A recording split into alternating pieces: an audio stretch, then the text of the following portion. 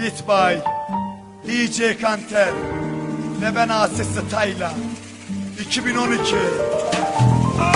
Antep bugün ağlıyor yar, sen yoksun ya. Yaslar tutuyor. Seni benden çok seven mi varken gittin ya. Eyvallah güzelim. Kıymetini bilirim ki gittiğin eller.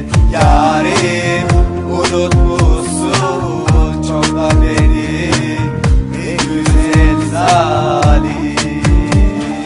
Seni benim alnıma yazan bu Allah. Çeke çeke dertleri tükendim usta. Sana yazılar yazılmış alnımıza. Eyvallah yar sen beni salla. Bakarım Antep kralına yallah. Eğmedik boyun fani hayatta. Gelmeyin üzerime dünya bir dur. Ne bile sevdim kul kaderi budur. Seviyorken kıyamazken ben ona. Başkasıyla yatar aynı yatakta. Kaderle cilveleşiyor gözümde. Yanımıza kârdır geçen onca sene. Onu bana geri ver ya da al canımı. Ömürden mi yazdın sen aldı mı? Hangi günahımın bedeli ki bu acı? Bulamadı Lokman derde şifayı. Dön kadın adı dön gücüm kalmadı. Ahirette kim verecek hesabı? Her şey bana seni anlatır oldu. Kaderimi yenmedin o da bir oldu. Oynayıp attı mı seni bir kenara? Kötü söyleyemem kıyamam ki sana. Gelin edecektim ben seni anama. Sen gelin oldun lüks bir pavyona. Hangi yüzle geleceksin bilmem. Gelsen bile eskisi gibi sevemem. Sen de bilirsin çekip de gidemem. Hevesimi aldım deyip de silemem. Kısacası güzelim değerimi bilemem. Sana Allah gibi tapıp da sevemem. Meydan okuyorum Azrail'e ben. Almadı bu canımı almadı ki neden?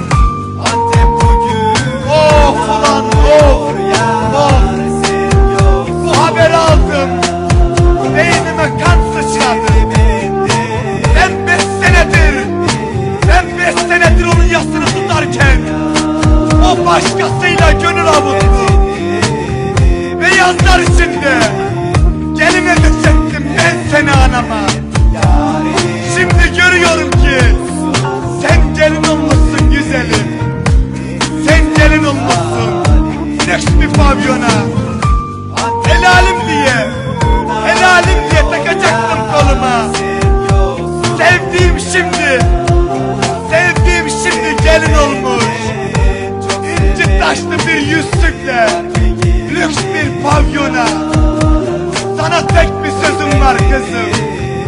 Tanrı'dan dileğim kendi cennetinde yanasın. Cehennemde herkes yanar, sen cennetinde yanasın.